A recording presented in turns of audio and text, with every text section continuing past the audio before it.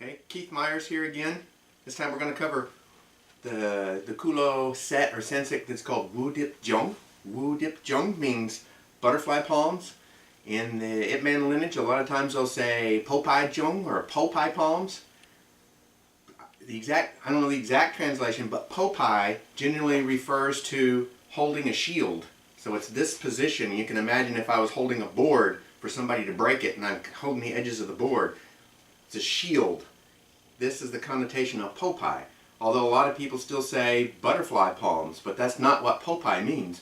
Dip Jeung or Wu Dip Jeung refers to butterfly palms. This idea that it looks like a butterfly. So it can be oriented this way, it can be oriented this way. It's still butterfly palms because it has this shape of the butterfly's wings.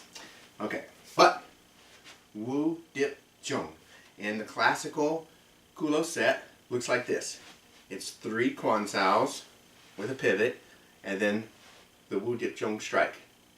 And then when it hits, it snaps back and then it cycles. 1, 2, 3, bang. 1, 2, 3, bang. 1, 2, 3, bang. 1, 2, 3, bang. 1, 2, 3, bang. 1, 2, 3, bang. That's the basic pattern. I'll show it from this angle. Again, it's 3 Quan Saos, 2, 3, and then center with the Wu Dip strike. This is a low strike, this is a strike just above it. And then when it hits, it snaps back. So you go right into the next 1, 2, 3, pow. And see, I'm still pivoted. I pivot back. 2, 3, pow. I'm pivoted. 1, 2, 3, pow. 1, 2, 3, pow. 2, 3, pow. 1, 2, 3, boom. 1, 2, 3, boom. 1, 2, 3, boom. That's the classic kind of first level for Wu Dip Jeung. Now, this is not a swinging Quan Sao motion because the basic concept in this set is to split, and I'll show it when I show the dummy portion. This is a splitting motion. It's not a swinging motion like this.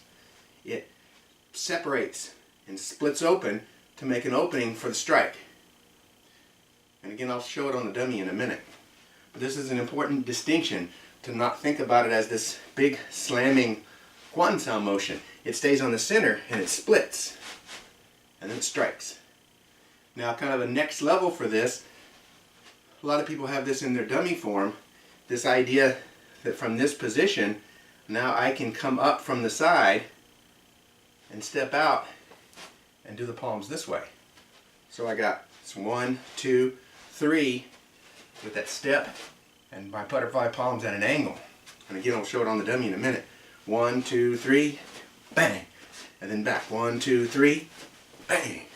1, 2, 3, bang.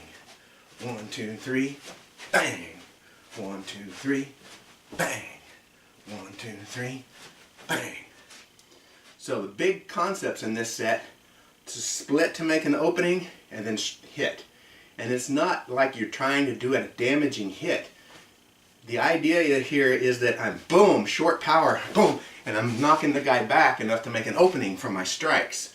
Or I'm doing something, he's on top of me, I'm in a bad situation, so I split, I knock him back so I can hit.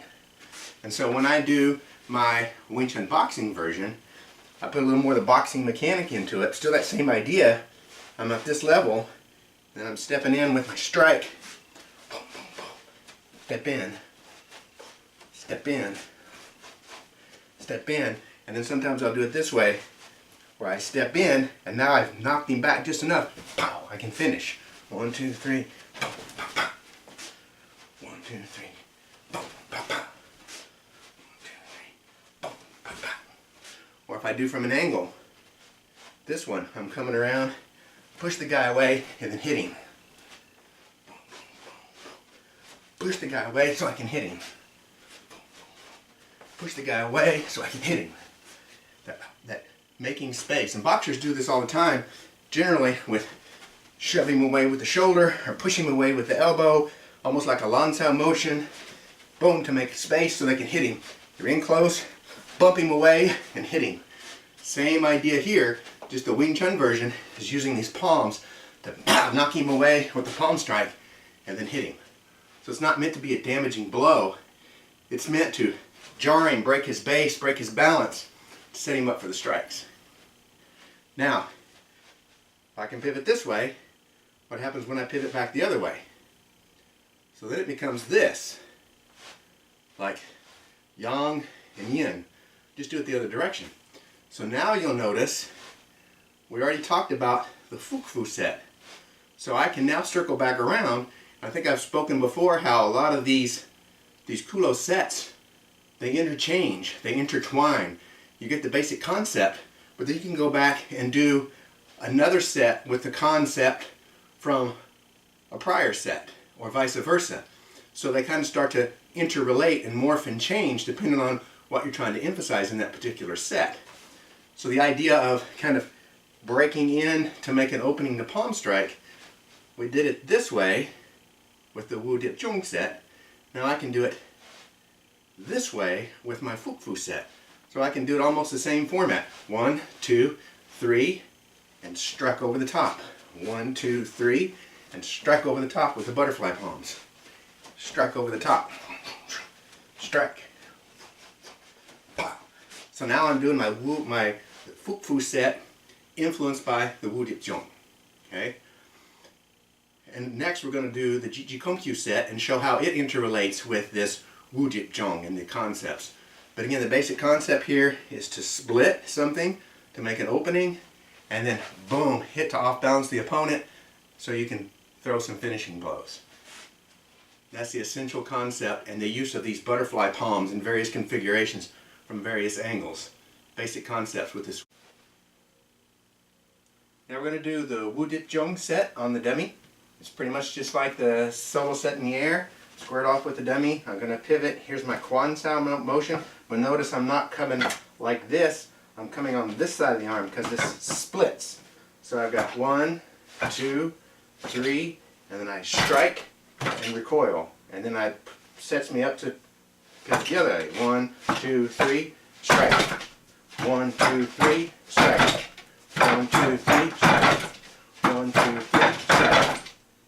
So again, 1, 2, 3, and I'm striking in. Okay?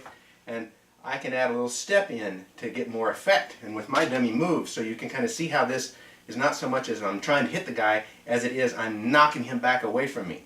Right? So I can add the little step. 1, 2, 3. 1, 2, 3. 1, 2, 3. 1, 2, 3. 1, 2, 3.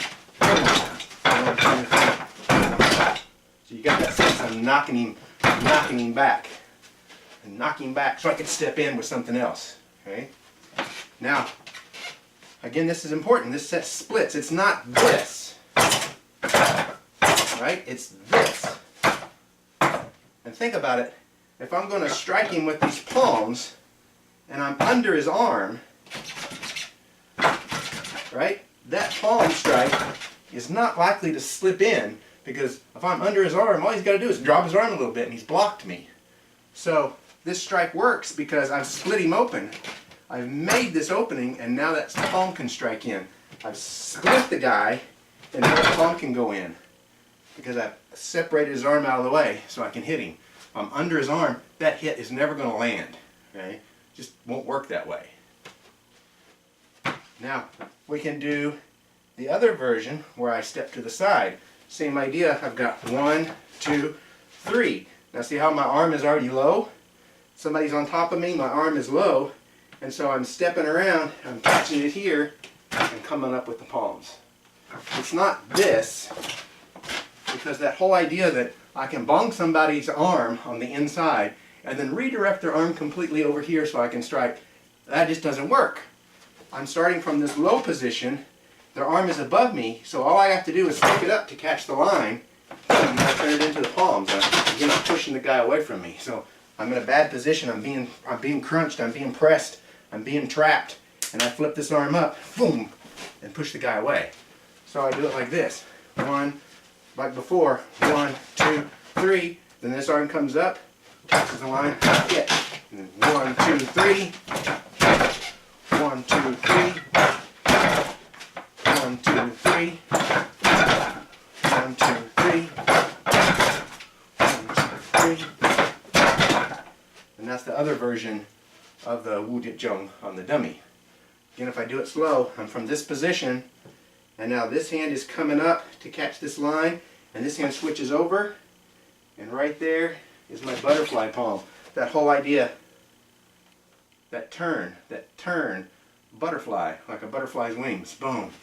Hand is low, I'm coming up, catching the line, and doing the butterfly palm. Now we also talked about how Fuk Fu can be done with this idea of splitting, separating, and butterfly palm. So remember, Fuk Fu was like this. And if you remember how I showed this set on the dummy, I'm turning, and I turn to strike straight. Strike this way. So I'm doing a jut strike. High or low.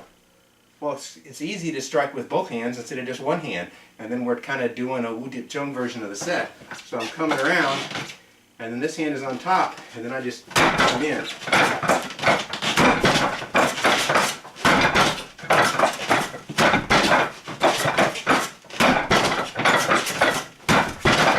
And that's kind of the Wudip Jeung version of Fuk Fu. Boom, I'm knocking the guy back so I create an opening. Okay? Now, this is better illustrated with my partner, who I don't have here today, but we'll do this in the future. But just to kind of show on the dummy how the Bu Choi, Wudip Jeung, and the Fuk Fu interrelate. If you recall, the Bu Choi had this strike to it, but you can also do the set with just this got bong motion. Right? Go back and look at that lesson. The got bong collapses. So people are probably saying, well, why wouldn't I do a Kwan Sao here like normally people think of it, this way instead of the splitting motion, right? The idea here is, if I'm interacting with the opponent, there's basically three positions, well, four positions I could be in. If this is my opponent's arms sticking out, I can be between his two arms. I'm completely on the inside, which is not a very good position to be in. I can be completely on the outside, with him completely on the inside, which is the best position for me to be in if I'm going to stand straight in front of the guy. I'd rather be the side, but we're talking about standing straight. And then I can be where I have one arm in and one arm out, either on this side or this side. So if I have intersected with the guy where I have one arm in and one arm out, and I want to split him open to make an opening to get to his center from this position, I'm doing this, right? I'm doing that kind of Kwan Sao motion. I'm splitting him open so I can hit him. Splitting him open to hit him. This is not going to do that. I split him open so I can hit him. If I have both arms on the outside, now the motion becomes the Fuk Fu because I'm turning this way. So I'm deflecting this arm and collapsing this one to make this opening so this hand can slide over the top. So I have to divert him off the center so this hits. So now both hands are on the outside. I do this one. Boom. If I have one arm in and one arm out, I do that one. Split him open and hit. What if I have both arms on the inside? Worst place to be. That's where that got bung comes in. It collapses. It doesn't split. So if I'm on both arms on the outside and I'm being pressured, I could do Kwan Sao. Right? That's how most people think of Kwan Sao. Both arms are pressured. Yeah, I could do that. I can make that work. But that is very much kind of force against force. Where in Kulo Wing Chun there's a lot of angling and redirecting. And that's where this got bung comes in. So rather than trying to push him away with the Kwan Sao, I do the got bung version. I'm actually kind of sucking him in. He's pressuring towards my center. And I pivot, boom, and I collapse him. I suck him in, so then I'm waiting for that strike. Right out of the Bu Choi set. Bam! Bam! Over the top. And that's the idea. Somebody's pressuring me, they're pressing on my arms, I angle and deflect, boom! Collapse their structure so I can hit. Okay? That's Bu Choi. Bu Choi. I have one arm in and one arm out. I want to split him open so I can do something. Then, boom! That's Wudip Jeung. I have both arms on the outside. I want to break into the line and redirect him. That's Fuk Fu. And that's how the three interrelate.